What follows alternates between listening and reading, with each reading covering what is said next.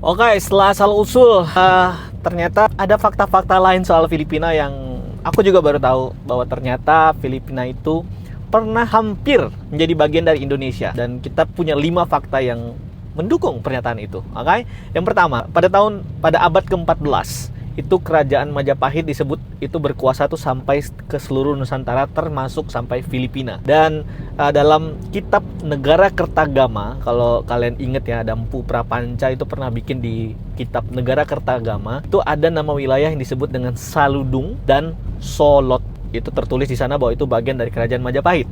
Dan ternyata Saludung itu menggambarkan Manila kuno, sedangkan Solot itu menggambarkan Sulu di Filipina Selatan atau sekarang dikenal dengan nama Kerajaan Sulu. Jadi dulu di zaman Majapahit, Filipina adalah bagian dari Indonesia atau kekuasaan Majapahit.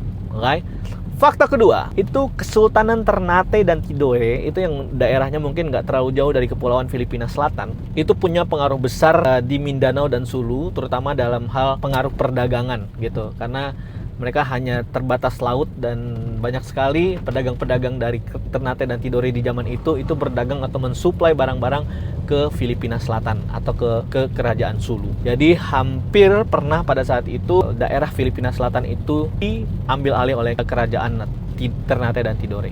Fakta ketiga, Islam atau agama Islam itu pertama kali masuk ke Filipina melalui Indonesia. Oke? Jadi pengaruh Islam ke Filipina itu melalui jalur Filipina Selatan, yang mana itu salah satunya menurut sejarawan itu dari ulama Johor, Malaka, Maluku, dan Sulawesi itu datang membawa Islam ke Sulu atau kerajaan Sulu yang ada di Filipina Selatan, dan dari sinilah lahir akhirnya Kesultanan Sulu, yang mana itu merupakan salah satu kesultanan Islam pertama di Filipina. Fakta keempat, bahasa Tagalog dan bahasa Indonesia itu punya banyak kesamaan. Ada beberapa kemiripan dari bahasa, lebih ke kata per kata, tidak total ya, nggak total secara keseluruhan bahasa, tapi banyak sekali kata-katanya yang bermakna sama dengan Indonesia. Contohnya, ada yang namanya mata, yang juga sama-sama mata, kanan juga sama-sama kanan, bahkan nasi juga sama-sama nasi. Dan kalau kalian lihat menu-menu di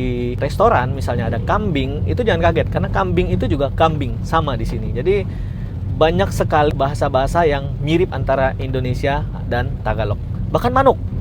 Mereka menamakan ayam itu namanya manok. Kalau di kita di bahasa Jawa ya, kalau nggak salah manuk itu kan ayam. Jadi bisa dibilang di nenek moyang kita dulu memang sudah sampai di Filipina dan menjadi salah satu nenek moyang dari bangsa Filipina pada saat ini. Jadi itulah kenapa bahasa-bahasanya